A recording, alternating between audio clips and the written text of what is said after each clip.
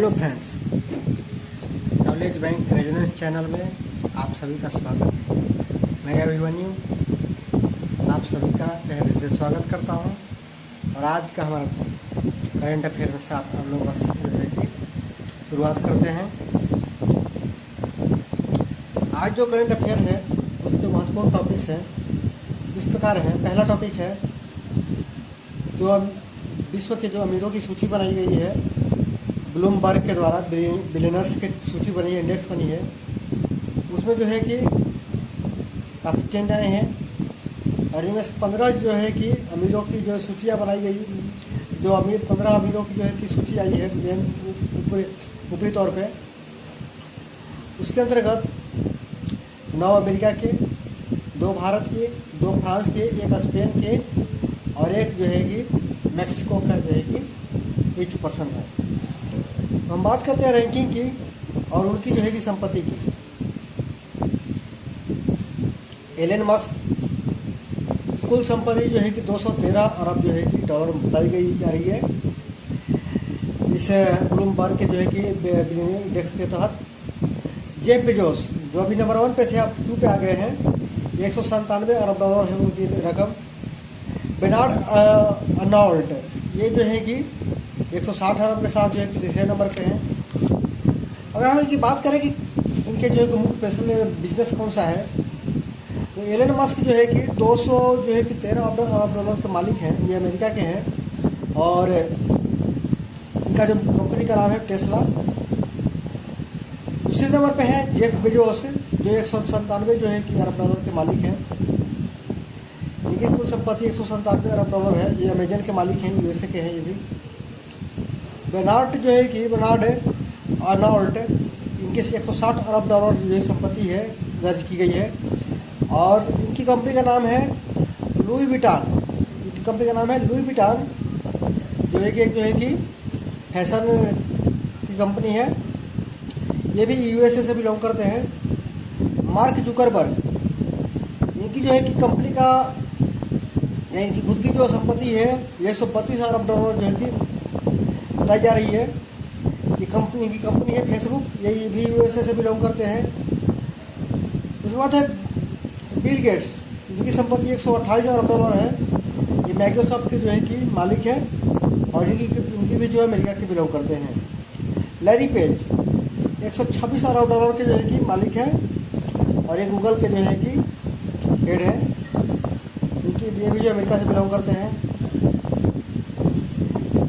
Larry page जो है कि गूगल के को फाउंडर हुआ करते थे, ठीक है ना, जिनके शेयर है खत्म कह सकते हैं। सर्गी ब्रिन 121 अरब डॉलर है।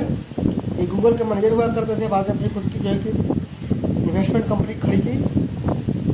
ये भी अमेरिका से बिलोंग करते हैं। लैरी जो है कि लैरी एलिसन 106 अरब डॉलर के मालिक हैं और एकल कंपनी के जो है कि मालिक हुए, यूएसए भी बिलोंग करते हैं। अटिव बॉलमर 105 अरब डॉलर के जो है कि मालिक है। ये बास्केटबॉल करके एक कंपनी है जो अमेजन की तरह ही जो है क्या है, ये सप्लाई डिलीवरी करती है, मतलब कि सप्लाई चेन मैनेजमेंट की तरह काम करती है। तो इसका भी जो है कि अमेरिका से बिलोंग करती है। वॉरेन बफेट जो अपने टाइम में काफ़ी अमीर हुआ करते थे, अभी भी अमीर है, लेकिन अब पहले नंबर 1 पे पहुँच गए थे बीच में। तो इनकी कंपनी है हैथवे, ये भी अमेरिका से बिलोंग करते हैं। मुकेश अंबानी जो भारतीय हैं, ये 11वें नंबर पे आते हैं। इनका जो है कि कुल संपत्ति है 96.8 अरब डॉलर। इनकी कंपनी का नाम है रिलायंस और ये भारत से बिलोंग करते हैं। उसके बाद जो है कि 14वें नंबर पे है गौतम अडानी जो भारत के बिजनेसमैन हैं। इनकी कंपनी का नाम अडानी ग्रुप है और ये जो 69.2 अरब डॉलर के साथ जो है कि 14वें नंबर पे आते हैं।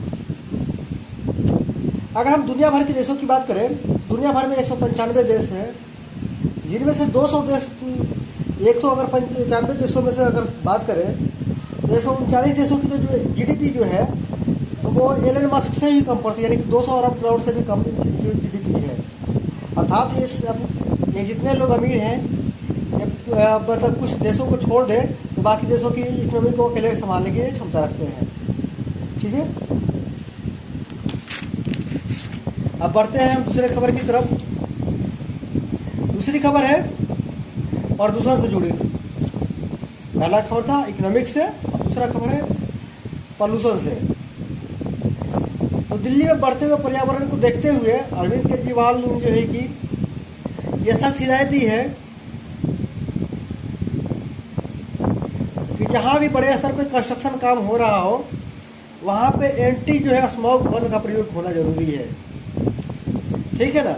अगर आपका जो है कि 20,000 वर्ग किलोमीटर जो है 20,000 वर्ग मीटर के अंतर्गत काम हो रहा है तो एक जो है कि एंटी जो है कि स्मॉग गन की आपको रखनी पड़ेगी।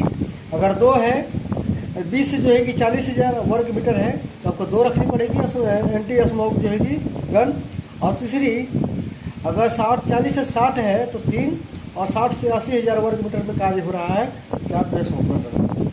पहले हम जानने की कोशिश करते हैं स्मॉग एंटी स्मॉग गन है क्या। एंटी स्मॉग गन जो कि सबसे पहले प्रयोग हुआ था चीन में। बेसिकली ये क्या है 100 मीटर की दूरी में जो है कि पानी की जो है कि बारीक बूंदों का जो है छिड़काव या बौछार कर सकती है, ये काम करता है। ठीक है ना। तो प्रेशराइज तरीके से होता है। जिससे क्या होता है अगर हम प्रेशर से अगर करते हैं तो पानी सीमेंट और जो बाकी धूल कर रहे हैं वो नीचे बैठ जाती है। उद्देश्य क्या है इसका निर्माण और ध्वस्तीकरण स्थल पर जो है कि धूल रेत और जो है कि सीमेंट उड़ती जो है कि रहती है। इन्हें बैठाने के लिए एंटी स्मॉग गन जो है कि प्रयोग करते हैं। जो बारीक पानी की बूंदों को जो बौछार की जाती है, ये जो पानी की बौछार होती है उसका जो है साइज होता है 50 जो है माइक्रोन होता है। ठीक है। ये जो क्षेत्रफल है इनका जो वर्क करने का वो 15 से 100 मीटर तक के रेंज में कर सकती है। और इनका जो मतलब आसमान में हाइटेक की अगर बात करें कितने दूर तक ये वार अपने जड़ तक छिड़काव कर सकता है वो है 150 फीट ऊंचाई तक। एंटी स्मॉग गन जो है कि बेसिकली 3 प्रकार के होते हैं। पहला है मैनुअल, दूसरा है सेमी ऑटोमेटिक और तीसरा है ऑटोमेटिक। ठीक है। मैनुअल यानी कि हाथ से चलानी पड़ेगी। सेमी ऑटोमेटिक यानी कि हाथ और मशीन दोनों की टेक्नोलॉजी दोनों का इस्तेमाल होगा। और ऑटोमेटिक मतलब एक बार चालू कर दी तो वहाँ पे फोर्स अप्लाई करता रहेगा यानी पानी की छिड़काव करता रहेगा। और हम बात करते हैं कि आगे से क्या दिक्कत है, दिल्ली की क्या प्रॉब्लम है। तो दिल्ली में प्रदूषण का लेवल जो है बहुत हाई हो गया है। सबसे जो प्रदूषण करने वाला है वो है परिवहन विभाग। परिवहन के कारण जो है कि 41% जो है कि पॉल्यूशन दिल्ली में है। दूसरा जो जैसे तो दिल्ली तो प्रदूषित शहरों में गिना जा रहा है आजकल भारत में, क्योंकि प्रदूषण का लेवल जो है कि बहुत हाई हो गया है। दूसरे नंबर पर आता है उद्योग धंधे। उद्योग धंधे को तो बाहर शिफ्ट किया गया, फिर भी अभी उद्योग का जो है कि काफ़ी हद तक जो है कि प्रदूषण फैल रहे हैं। उसका है दूसरा नंबर पर आता है 22.3% इसका योगदान है। और तीसरा है धूलकण। धूलकण इसका जो है कि योगदान जो है प्रदूषण में दिल्ली के प्रदूषण में 18% है। और चौथा है आवासीय निर्माण या आवास जो है कि क्षेत्र की वजह से प्रदूषण कितना हो रहा है 5.7%। पाँचवा है बिजली 3.1% इसका प्रदूषण में योगदान है। और अन्य का जो है कि 9.8%। इस तरीके से सबसे बड़ा प्रदूषण का कारण क्या है, पहला है परिवहन 41%, दूसरा उद्योग 22.3% और धूल 18.1%। ये 3 प्रमुख जो है कि प्रदूषण के कारक हैं। अब हम बढ़ते हैं दिल्ली मेट्रो की तरफ। दिल्ली मेट्रो से क्या खबर आई है, तो रेलवे के जो है कि प्रबंध निदेशक है मंगू सिंह जो है कि अब जो इनको कार्यकाल जो है कि पुनः बढ़ाई गई है। जब रेलवे की जो है कि दिल्ली मेट्रो की स्थापना हुई थी तो मेट्रो मैन के नाम से प्रसिद्ध यानी कि जिन्होंने मेट्रो का विकास किया था दिल्ली मेट्रो का, इंजीनियर श्रीधरन जो केरला से बिलोंग करते थे और अभी राजनीतिक मुख्यमंत्री के चुनाव भी लड़े थे, वो जो है कि पहले डायरेक्टर थे। उनके बाद जो है कि डायरेक्टर बनाया गया था 2011 में मंगू सिंह को। तो मंगू सिंह को हम समझते हैं कि मंगू सिंह जो है कि इनका करियर कैसे रहा है। तो मंगू सिंह मूल निवास जो है कि इनका है यूपी का, पश्चिमी यूपी का। ये 1981 में जो है कि Indian railway service of engineer की जो है कि परीक्षा पास किए थे। उसके बाद जो है कि विभिन्न पदों पे काम करते हुए ये कलकत्ता मेट्रो में जो है कि 1879 से लेकर के 1996 तक काम किया। इसके पश्चात 2001 से जो है कि मेरे को दिल्ली मेट्रो में नियुक्ति हुई। 2001 से 11 से 16 जो है तक इनका पहला कार्यकाल था। क्योंकि दिल्ली के 3 प्रोजेक्ट चल रहे थे तो इसलिए इनको फिर से जो है कि पुनः अपने पद पे रहने पड़ा। ठीक है, इनको हटाया नहीं गया कि इनका फिर कार्यकाल बढ़ा दिया गया। 2016 से जो है कि फिर कार्यकाल बढ़ाया गया 2020 तक है। तो उसके बाद जो है कि तीसरा कार्यकाल इनका बढ़ा 2020 से लेकर के सितंबर 2021 तक। इस सितंबर को आज खत्म होने वाली थी, लेकिन इनका पुनः कार्यकाल जो है कि बढ़ा दिया गया, यानी कि अक्टूबर से लेकर के अगले साल के जो है कि मार्च 2022 तक। इस तरीके से जो है कि मंगू सिंह जो है कि अभी दिल्ली मेट्रो के निदेशक बने रहेंगे 2022 तक, मार्च 2022 तक। अब हम बात करते हैं राजनीति की खबरों की। तो गोवा के जो पूर्व मुख्यमंत्री थे, जो कांग्रेस से बिलोंग करते थे, वो तृणमूल कांग्रेस में शामिल हो गए हैं। और इन्होंने, जिनका नाम है लुइजिन्हो फालेरो, लुइजिन्हो फालेरो। एक इनका कहना है कि हमारा जो है मूल मकसद क्या है, बीजेपी को सत्ता से उखाड़ना। ये तृणमूल कांग्रेस में जो है कि अभिषेक बनर्जी की उस उपस्थिति में जो है कि शामिल हुए हैं, और जो है कि इनका कहना है कि भैया में तो बीजेपी को उखाड़ना है। अब हम बढ़ते हैं सामाजिक और राजनीतिक खबरों के बीच में ही एक और आता है मिड डे मील योजना। आप सबने सुना होगा मिड डे मील योजना, ये काफ़ी चर्चित योजना थी। भारतीय शिक्षा जगत में जो है कि बच्चों को स्कूलों तक लाने में काफ़ी हद तक जो है कि कारगर साबित हुआ था। मिड डे योजना में की जगह पर क्या होगा, प्रधानमंत्री नरेंद्र मोदी ने जो है घोषित किया है, ये बेसिकली इसका घोषणा है अनुराग ठाकुर जो सूचना प्रसारण मंत्री हैं और शिक्षा मंत्री धर्मेंद्र प्रधान मिलकर के किए हैं। अब इस योजना का नाम हो जाएगा पीएम पोषण योजना। अब इस पर खर्च कितना आएगा, 1.31 लाख करोड़ रुपए, और ये 5 वर्ष की अवधि के लिए शुरू किया गया है। ये सर्च है, शुरू की गई है। देखते हैं इसमें क्या गुणवत्ता पर विशेष और पोषण और कुपोषण की जो है पर ज़्यादा ध्यान देगा। पोषक तत्वों में परिपूर्ण परिवर्तन किए जाएंगे, जिससे कि बच्चों का जो है कि शिक्षा पर कोई बुरा असर ना पड़े। अब हम बढ़ते हैं जापान की तरफ। विदेशी अंतर्राष्ट्रीय राजनीति में जापान में जो सत्ता का परिवर्तन हो गया है। लिबरल डेमोक्रेटिक पार्टी के नेता जो है कि फूमियो किशिदा, जो पूर्व विदेश मंत्री हुआ करते थे आबो साजे के शिंजो आबे के सरकार में, उन्हें जो है कि प्रधानमंत्री की जो है कि चुना गया है। इन्होंने पूर्व जो है कि इससे पहले जो प्रधानमंत्री इन्होंने हराया है कि इसको तारो कोनो को, जो लोकप्रिय टीका जो है करण मंत्री हुआ करते थे शिंजो आबे की सरकार में, उनको हरा करके जो है कि ये प्रधानमंत्री की रेस में जीत गए हैं। इनसे पूर्व जो प्रधानमंत्री थे योशो सुगा जो है कि अब उसकी जगह पर ये जो है कि लेंगे फूमियो किशिदा, ठीक है ना। अगर हम इनके राजनीतिक जीवन के सफर की बात करें तो इसके पहले हम शुरू करते हैं कि क्या किए पढ़ाई। तो इनका कारण शिक्षा जो है कि हुआ था कानून में लॉ की डिग्री हासिल की है 1982 में।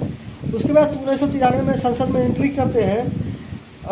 उससे पहले जो है कि कांग्रेस में जो है कि इन्होंने गवर्नमेंट जॉब किया लॉन्ग टर्म क्रेडिट जो है कि बैंक ऑफ जापान में, ठीक है ना।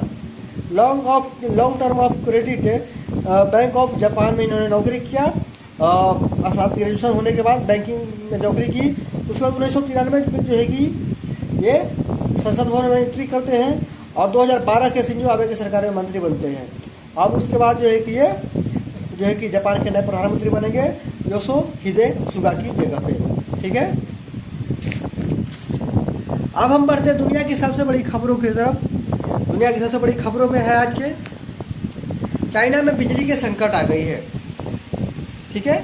चाइना जो है कि किसी भी कीमत पर बिजली खरीदना चाहता है, कोयले की खरीदने को तैयार है। कारण क्या है, उत्तरी पूर्वी चीन में जो है कि बिजली की बहुत किल्लत हो गई है। कारण क्या है, कोयले की कमी के क्या कारण है। दुनिया में अधिकांश देशों में जो है कि सर्दी पड़ रही है, खासतौर पर उत्तरी गोलार्ध में।